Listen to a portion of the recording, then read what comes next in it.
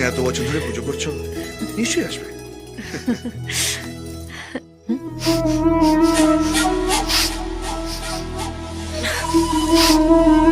এটা কি কিসের গন্ধ এটা তোমার শার্টে?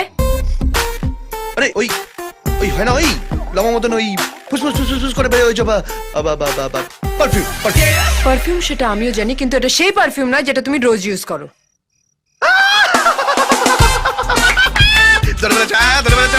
কি নাক তোমার, বাপরে বাপ, পুরো লালবাড়ির ওই স্লিপার ডগদের মতন। আরে গুরুর এক বন্ধু পারফিউমের বিজনেস করে, আমি বললাম ভাই লাগিও না, উনি বলেন লাগিয়ে যান, বৌদি খুশি হবে।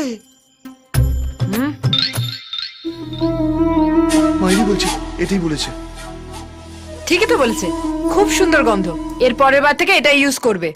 দাঁড়াও, আমি তোমার জন্য মিষ্টি নিয়ে আসি। সুগার একটু কন্ট্রোলে আছে, তাই জন্য বেশি লোভ করবে না।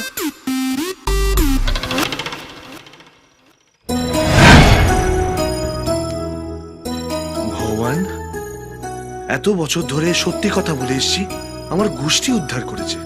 আজ প্রথমবার মিথ্যে কথা বললাম, গোষ্ঠী ছেড়ে মিষ্টি। বউকে অবশ্য বোকা বানানো খুব একটা কঠিন কাজ নয়।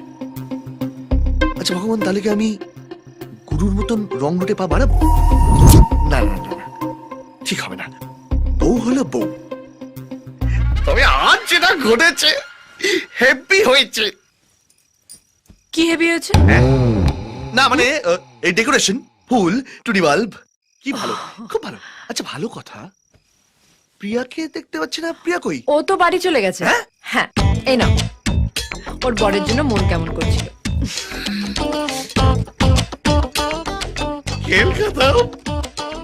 আজ মাথালে গুরু বাড়ি ফিরবে আর দরজা খুলবে প্রিয়া। এমন তো হয়ে যাক।